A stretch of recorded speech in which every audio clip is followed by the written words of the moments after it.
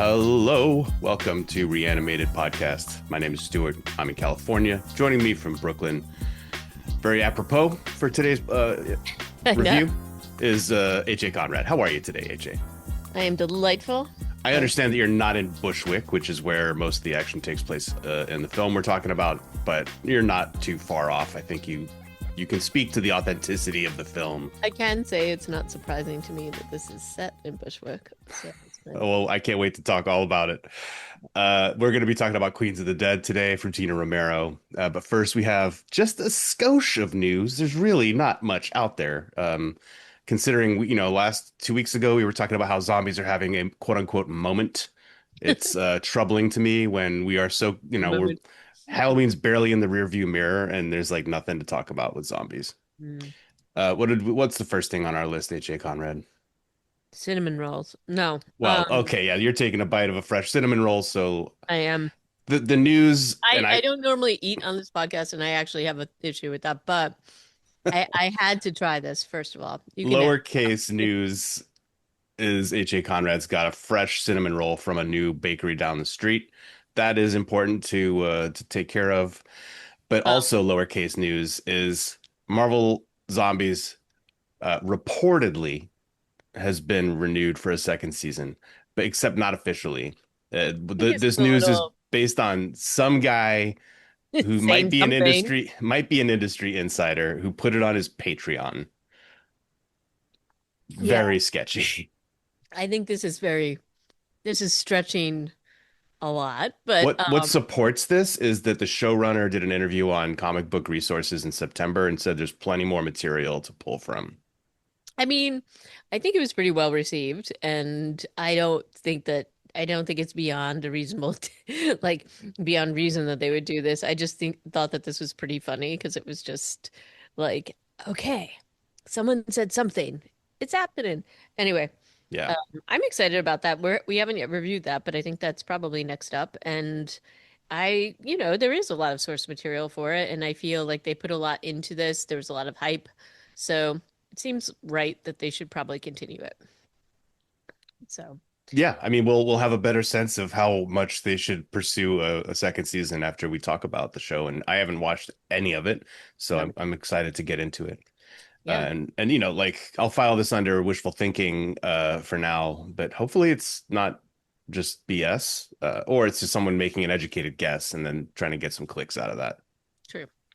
Next up, also things that happen or apparently just seem to happen continuously, but AMC's being sued again by one of the Walking Dead creators, not one who has sued them before. Um, I'm sorry, I should preface that for Fear the Walking Dead creator. And I was not, I'm not chuckling a little bit, but it was just sort of like, why do they get sued so often? Um, Gosh, I wonder why AMC suits might be getting sued by the people who make their most popular content. yeah.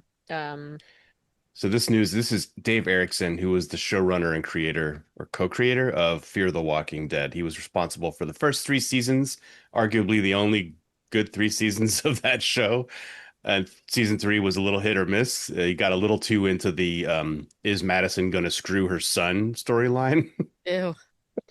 I don't know Um, if you remember I some of do. those weird scenes. Very strange scenes. Yeah, I I will say, and I like we were joking a little bit, but I was like, were there really profits from Fear the Walking Dead? Because that's what it was over. He I said that, bet there were at the of course, beginning. there were. I'm just being snarky, but in any case, he basically said that they used a lot of kind of loopholes and gimmicks to avoid paying the participants who were owed profits their rightful share.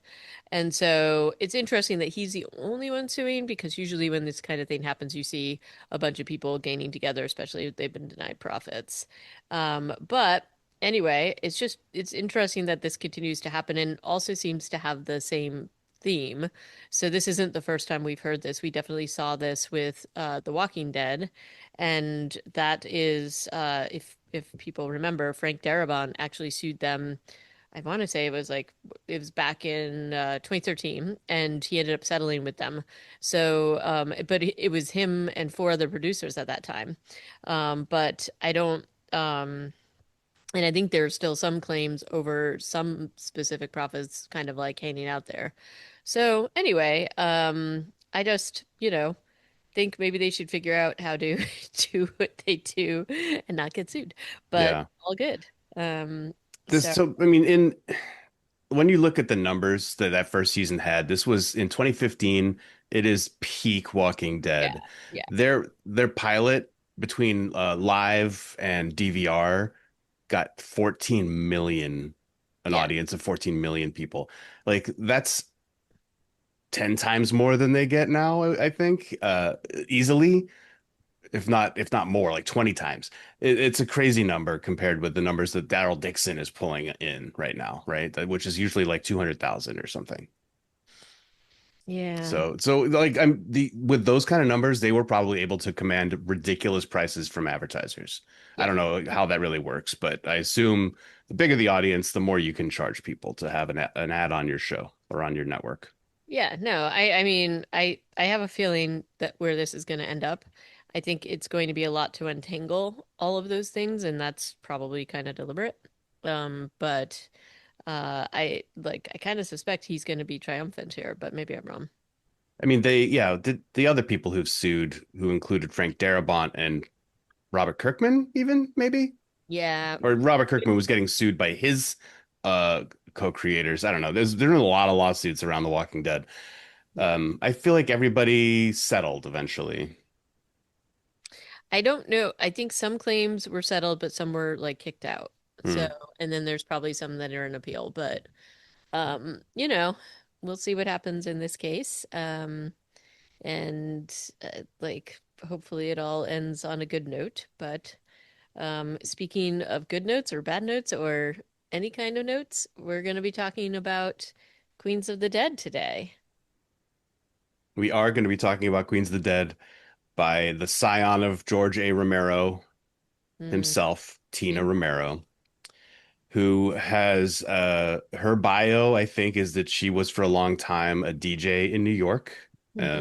And you kind of feel her presence Hmm. embodied in Katie O'Brien's character in this movie, I think. I think so. Yeah. And finally, AJ, I don't know if you were familiar with who Katie O'Brien was, but this is the person I've been kind of talking about for a few years since often saying that this was my actor who I would have cast as Abby in The Last of Us. Oh, yeah, I remember that. Yeah, And I can totally see that. because she's got pipes. She And I certainly, don't mean her singing voice, I mean her arms. yeah. Nope, I can see that for sure. Yeah.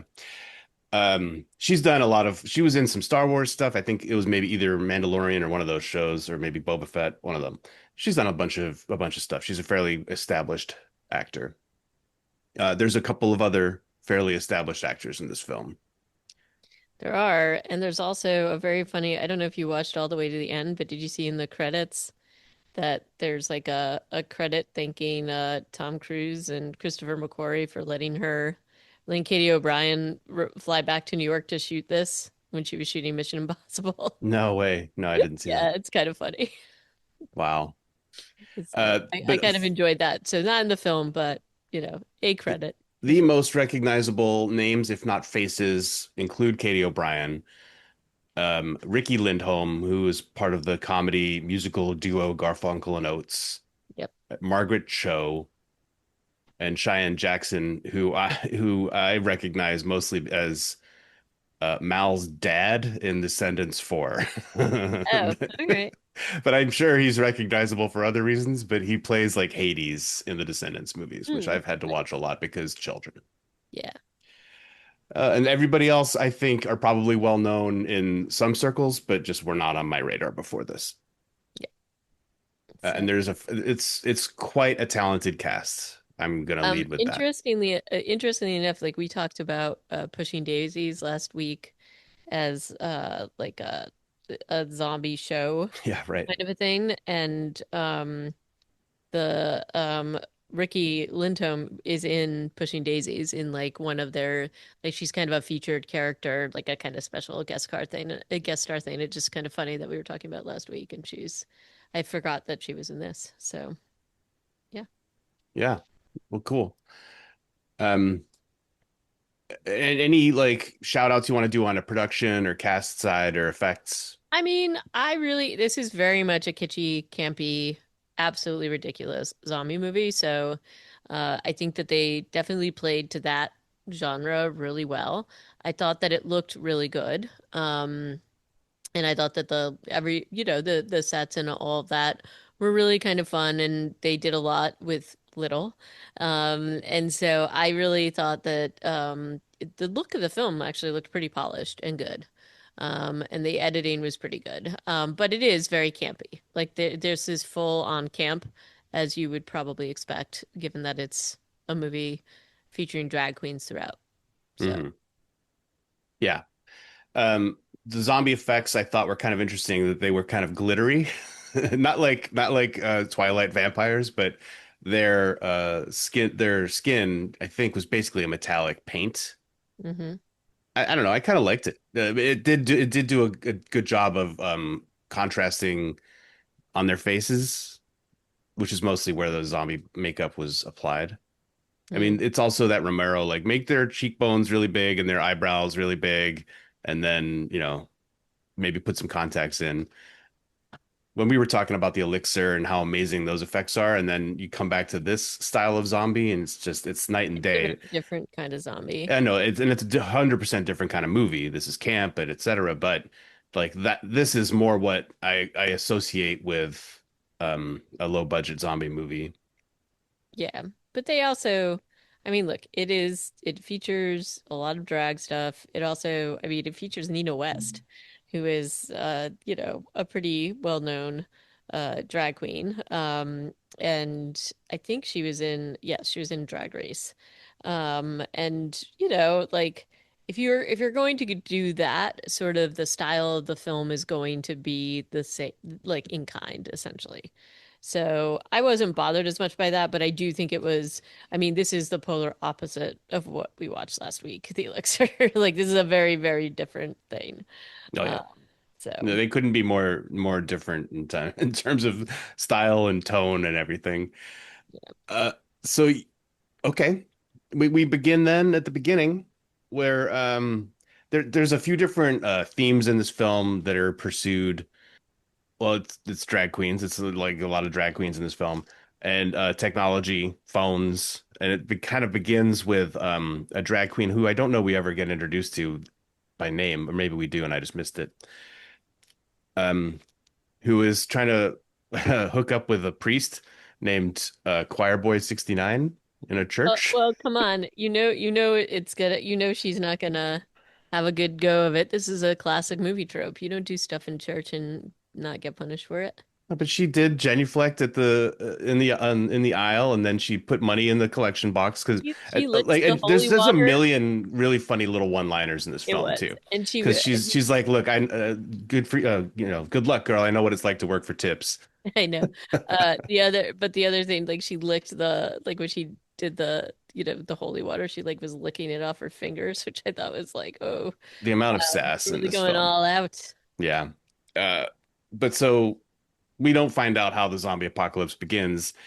I think you can assume that all people who die become zombies Yeah. based on how some people become zombies in the film.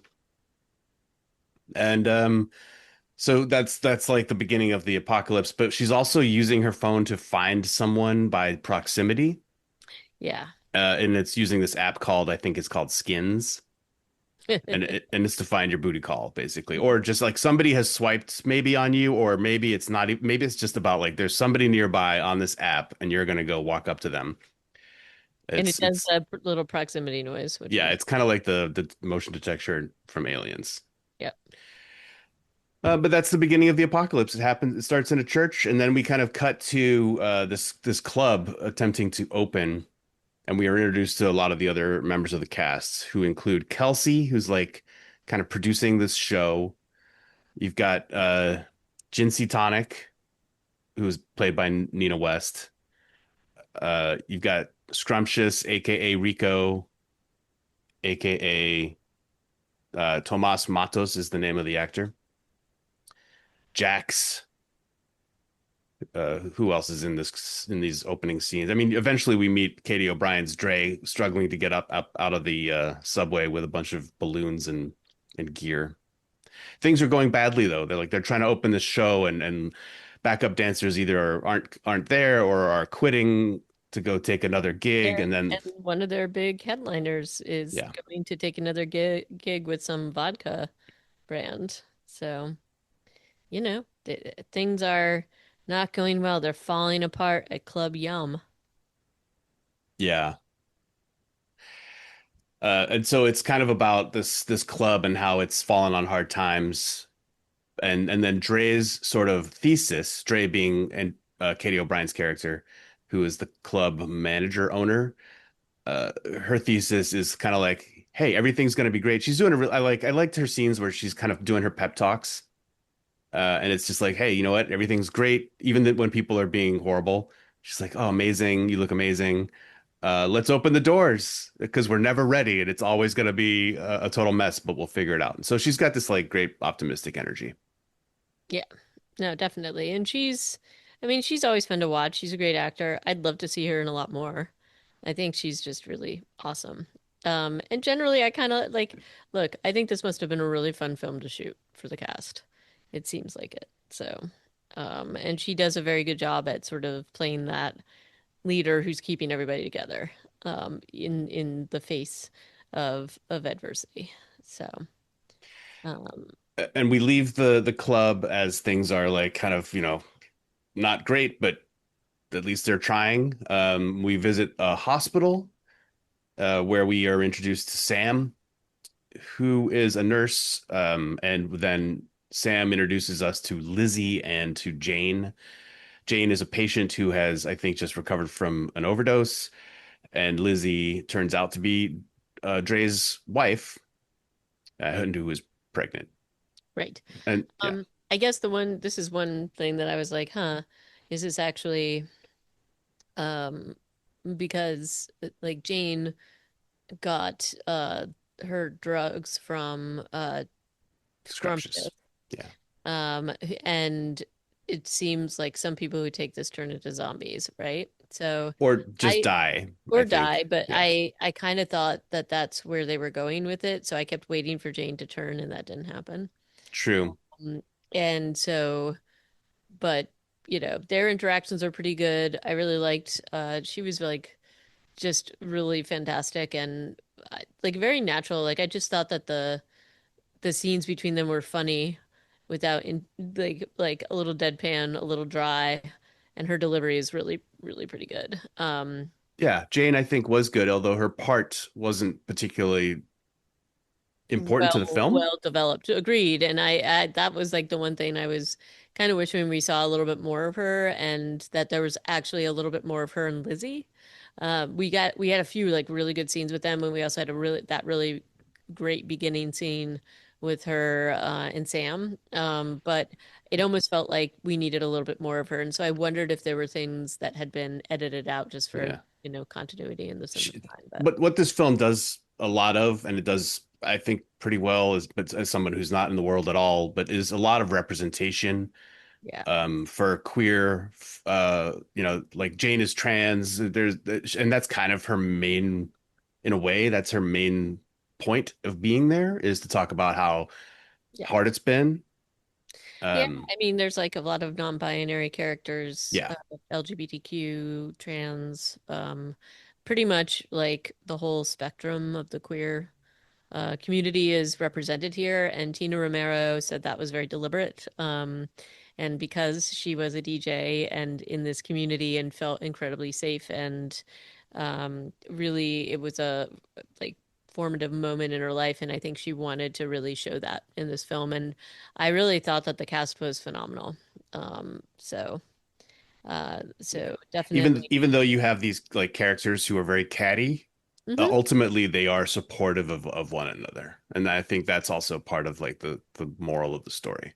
Right. Um, So anyway, it's definitely um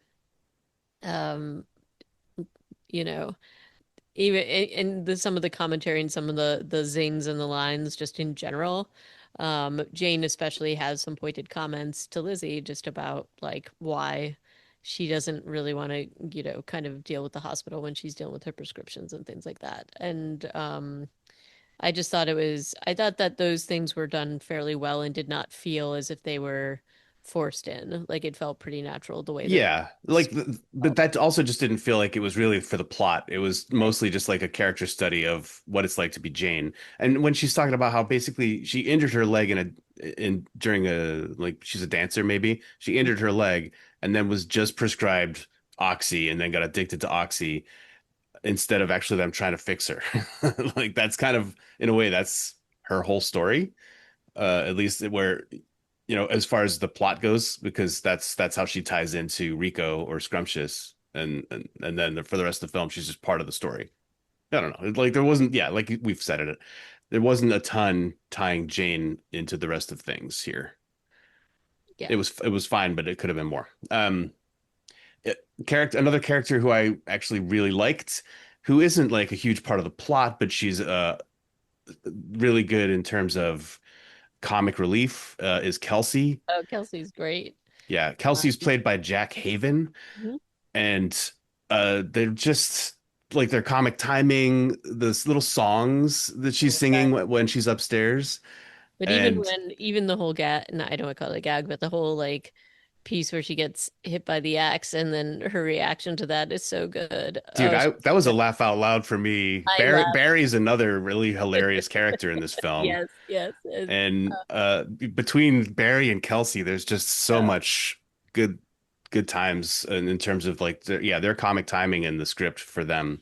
I thought was really good. And Barry's like a guy from Staten Island. He's a plumber or like maybe a handyman. And he's listening to Republican talking points yep. when he's introduced in the film, and he keeps calling the drag queens guys or and him, and or not not using the right pronouns, and Scrumptious gives him a little talking to, and by the end of the film he's doing it correctly, and so there's another one of your parabolas for the movie. hmm Um, yeah. So I thought that that was, yeah, I agree. Kelsey was definitely one of the bright spots for me too. But I kind of look, this was just like to me, this was just like fun. And so I definitely enjoyed the pageantry.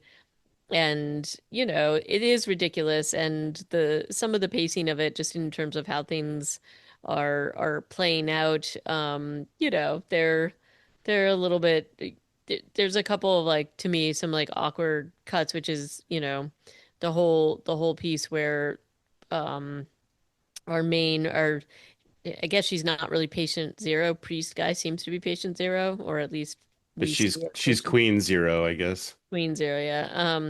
But there's this whole thing where she's like kind of wandering around on the dance floor and attacks, but then suddenly everybody disappears and they get just it's a little convenient. So there's some things like that that are like, and I guess that's part of the camp, Yeah. but it was just, just very um it's silly. It's like a silly, fun film.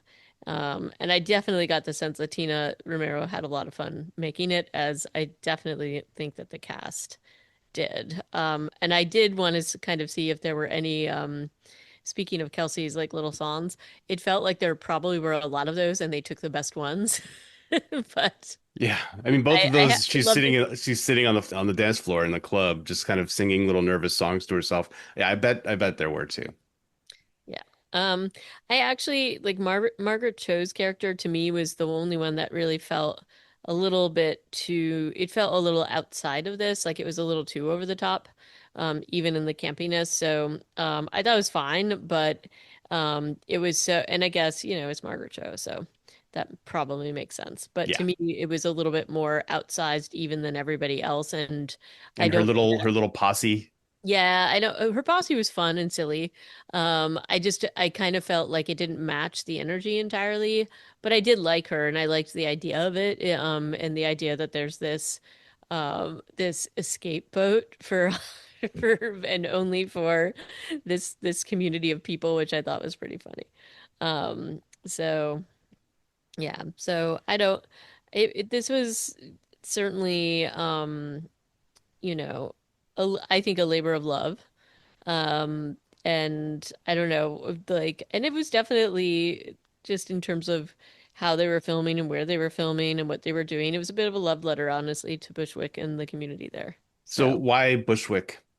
I mean, it's a very like LGBTQ friendly neighborhood. There's like tons of clubs and nightlife there, and that's just kind of that neighborhood. And it ends up also being like, I mean, in a city where everything is really expensive, it's actually like one of the livable neighborhoods, at least at this point in time. So, I just thought that was like pretty funny that they were doing this all around there. Though I will say, I think it is quite expensive to film in New York, so I think they actually did a lot of this in New Jersey, with just some stand-ins, I think, in Brooklyn. So I mean, most of the set was inside Yum, or at least most of yeah, yep, the action takes place inside one club, and so yeah, I imagine that was they were able to keep costs down. And you don't need any like their exterior shots. There's barely anything, right, or if there is, it's like a street, and so yeah, you can put that anywhere. yeah. It It seems like they're all within a couple blocks of each other on some level. I mean, Jane and Lizzie are driving for a while, in the middle of the film to get from wherever they started out to Yum, mhm. and but otherwise, when they start playing the music and Yum and like the zombies all listen and react to that, like you can hear that music and every because the party is kind of split at that point in the film, but everybody can hear the music. So it's a fairly small geographic area that they are representing in this part of Bushwick. And that's interesting because on one hand you've got Yum, which is kind of a dive bar club, and on the other you've got Glitter Bitch, which is the one that Yasmin dumps them to go and Yeah, do an event at. And they end up going over there too later, and like they're pointing out that the drinks have glitter in them, and so I don't know. They were trying to make a point that like it's just superficial and bad. What did yeah. you think about the zombies all being on their phones? I thought that was a commentary and very much a George Romero kind of a thing. It's like I it's was hardly like, a commentary. It's like just straight up. real life, yeah. Yeah. But it's also definitely to me something totally and Tina Romero is definitely playing into that whole thing where zombies are doing some of the things that they used to do in real life, and the whole mall thing versus the phone thing. I thought that Yeah. that was pretty funny. Yeah. And they try to get some of that across with scenes between Scrumptious and Jax, who is one of the first, well, who dies from an OD at the club because it turns out Rico has a or Scrumptious has a bad batch of pills, which is Yep. how Jane ended up in the hospital, how Jax dies, and eventually what happens to Scrumptious later because nobody ever tells her rather that they've got a bad batch. Yep. Yep. Um, though you would imagine Scrumptious, she probably figures it out um at some point, given what happens to her friends. Like, seems like she should be figuring that out. It doesn't seem like too many dots to connect, right? Yeah, I really liked Scrumptious also.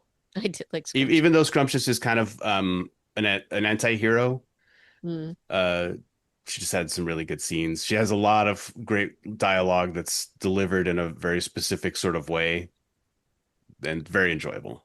Yeah, and she's also like very like that particular role and the things that she's going through and the dynamics between her and the other the drag queens, and that she's trying to like make her mark like that. She plays it very, very well. And I thought that that was a lot of fun to watch her do it. Um, but she does, I mean, it's not like she doesn't have depth either. So that was kind of cool too, where you see some of the feelings come through, despite her veneer that she Yeah. tries to put up her It, little wall. So and one of the other leads for this film is this character Sam, who's a nurse at the hospital when we first meet them.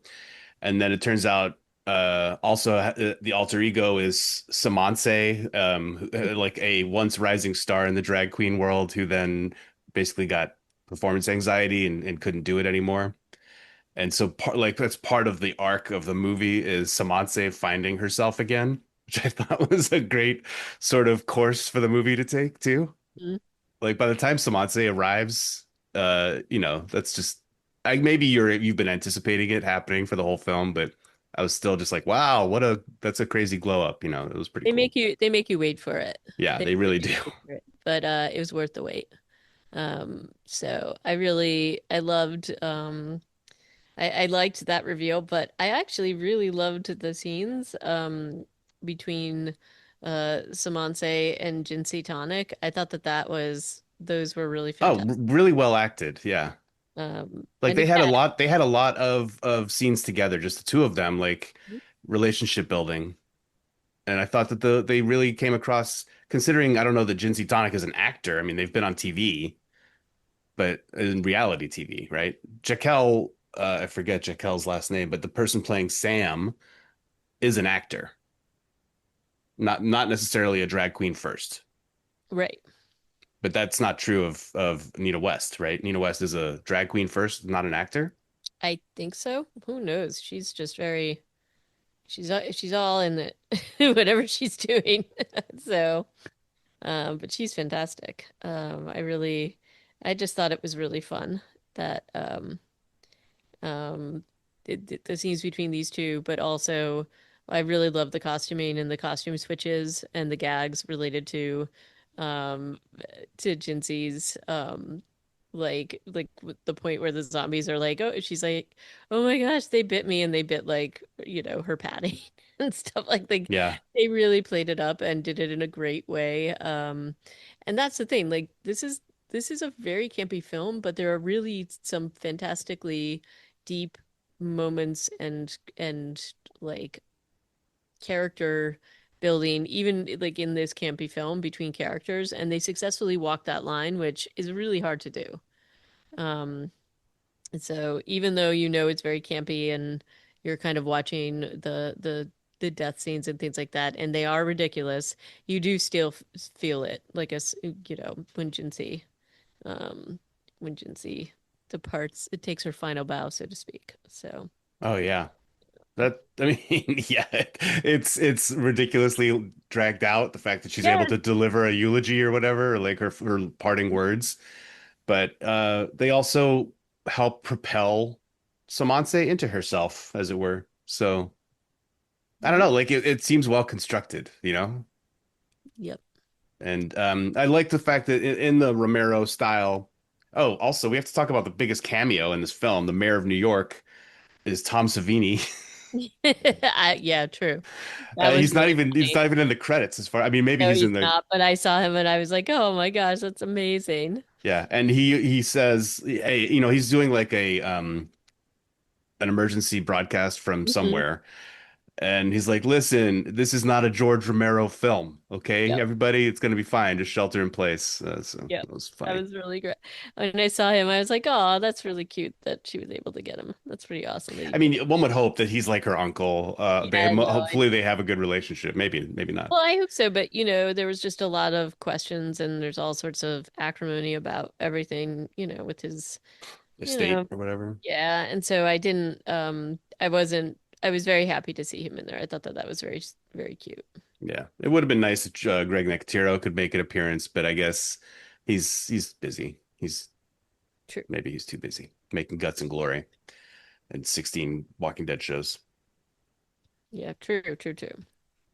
Um, so, all right. Well, I don't know that I have much more to say about this. Do you? No, there's plenty of plot to go through here, but I don't think we need to go through it. I think there's a lot of high notes in this film. At the end of the day, it's probably something fun to watch with friends and have a good laugh. Yeah, for sure. Um, and I'm sure there are definitely some inside jokes that are relate to drag. Like when Jinsey is dying, she's like, I guess I finally perfected my death drop, which I had to look up. It's like a specific move that people do during drag shows, hmm like a mic drop sort of thing, except you put your whole body on the ground. Um, So yeah, there's some stuff that if you're not immersed in the world, and as I'm speaking as someone who's been to maybe two drag shows in my entire life, Oh, well, they're fun. yeah, I mean, I'm not saying they're not. It's just that's not been something that I've had a lot of. They're not around me very often, or I'm not around them. So you might miss a little bit of the context, but I don't think that it's too difficult to break into, and most of the humor is very accessible. True. We also forgot one pretty big cameo in this, which is Galen Ross. And she's one of she's the doctor, I guess, that gives like Sam the hard time. Who's that? She was in Dawn of the Dead. She's Oh, is the she OG. the lady? Yeah. Oh, that's cool. Her So scene is really short short, and and I did not put it together. no, me neither. Had to look it up. Um but anyway, we should give her credit where credit is due. Although she's a very grumpy doctor too. So, Yeah, yeah, because Sam basically bumps into her, and she's like, "This is not a club." right. So I wonder, yeah, I wonder if any of her dialogue had other significance to help like clue you in. Sure. I'm not sure. It's all good. Um, yeah, but I look, I think you should watch it. I think that there's um really just a it's a fun commentary. It's also a lot of representation of this community and a really I love it and how they do this. And I agree with you. I think you should get together with friends and watch this and just have fun watching it. Yeah, absolutely. There it is, Queens of the Dead. We done talked about it. I think we both enjoyed it. It's just it's a different sort of thing. Right. And I think Um, she may do a sequel. They left that open right at the end. So, yeah, but what would but the sequel well, be? yeah, Because they'll be like in Staten Island and just like I a know. handful of drag queens and club kids now in Staten Island. Like it would be a pretty weird fish out of water sort of scenario. I don't know. Maybe it's going to be sort of an escape from New York kind of a thing. Who knows? There certainly, yeah, certainly are there. I mean, I don't know. I think in interviews, Tina Romero has talked about how she didn't really want to do a zombie movie, but this is just like the best script that she had Hmm. or that she was had to work with. So I don't know that she wants to become categorized like that, but we'll see. Maybe, but I think she did a good job of it. And I don't know. I kind of feel like she should just embrace it. Yeah. This I'd be has on board. a pretty decent, like 92% on Rotten Tomatoes, I think, which is pretty impressive. Of course, take that all those with a grain of salt, but I think if it's doing well critically, I don't know that it did well box officely. But obviously we just rented it on Amazon, so or wherever you rented it. Yeah, to me, this becomes a cult classic. This becomes like a streaming success, is what my guess would be. And I think it deserves to be. I think it's fun, and I think it's, throwing this in to the sort of the pool isn't a bad thing. I like, the campy zombie film is part of the genre, and I think this one definitely contributes to it. And I'm fully supportive. I loved it. Yeah, it serves a niche in a way that a niche that has been chronically underserved by this genre. So I'm glad there's something in the catalog now for sure. Agree. And it comes with such heritage, Indeed. legacy. But that's it. That's Queens of the Dead, guys. 2025. Go out and see it. It's good. It's fun. And next, join us again, I guess, next time. Let us know what you thought of the movie, reanimatedpodcast@gmail.com. You can come and talk to us about it on Discord at the Brain Munchers Zombie Collective on There you go. Discord.